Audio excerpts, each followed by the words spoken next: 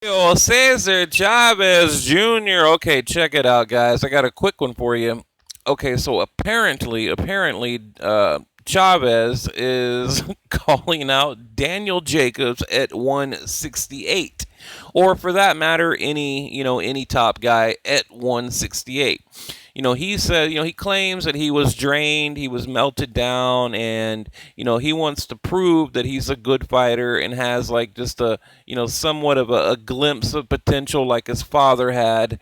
But he needs to find the right division, a comfortable division that suits his body, settle down in that division, and become a champion. So, what do you guys think? When I first heard it, I was like, you just got to be kidding me. Like, this guy needs to retire and go away. Just go live off your daddy's money. Take the money you had, go blow it, live off whatever you got to do, just go away. Right. But then I started thinking, I was like, well, it is true. He was, severely drained. According to Chavez Sr., immediately after the fight, he went all over news networks, TV, television, journal, whatever, giving all kinds of interviews, saying that, Chavez was just completely drained. I mean, he was just, a skeleton in there. He had no chance at all. He had no strength, no power, nothing. I don't know. I mean, I don't know what to make of it. I really don't. So I'm coming to you guys. I mean, because look, he had the best coach he could possibly have. He had the best strength and conditioning. He had the best of the best, and we got the Canelo Chavez fight, and it was awful. But was it due to the severe weight draining? Yes, I think it was. But I don't know. It's like he did prove that he can be disciplined and he can take a camp serious. So, maybe he does deserve another shot. So that's my question to you guys. I mean, does Chavez deserve another shot? And if so, what division? I think, obviously it would have to be, the super middleweight and possibly moving up to, light heavy one day, possibly, because we know, his average is about 20 pounds. He puts on 20 pounds overnight. So, I don't know. So let me read you the quick little article here. I want to keep it quick today. Chavez, blah blah blah blah blah, not even thinking about possible retirement. He is motivated to return to the ring and plans to compete at 168.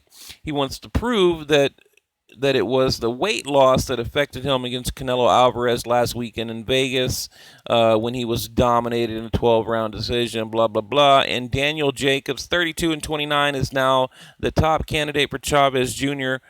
He wants to face him basically September, October. So, do you want to see that fight? Now, I just put out a video about Daniel Jacobs, just letting all of us boxing fans know that he did, in fact, give Golovkin 2 courtesy rounds. Not 1 courtesy round, but 2 courtesy rounds, because, he felt, he felt sorry. There we go. He felt sorry for Gennady Golovkin. Therefore, he gave him 2 courtesy rounds because he was just dominating and beating him so bad on the cards that, he's like, hey, I'm going to give this guy a couple of rounds. And the knockdown really wasn't a knockdown, although he described it as getting hit in the face, hitting the canvas, and getting back up. He described, like, he basically went over the definition of a knockdown as he was telling the reporter that he was not knocked down and he was robbed, and he deserves another shot at Gennady Golovkin, but that's not going to happen. Now, you remember right before the fight, Tom Loeffler said, look, dude, this is a one-time shot. This is a one-time deal. Then he doesn't weigh in for the IBF. He comes in like damn near a cruiserweight, runs around the ring, gets the hell beat out of him, gets knocked down, and now after the fight, he wants a rematch by claiming he was robbed and Gennady Golovkin was exposed, and he let him win 2 rounds because he felt sorry for him.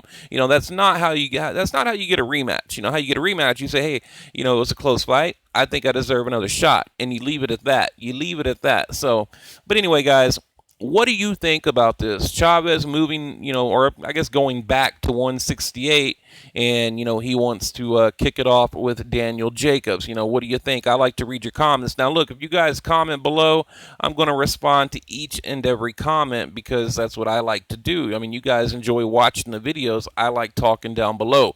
So let's do it. What do you think?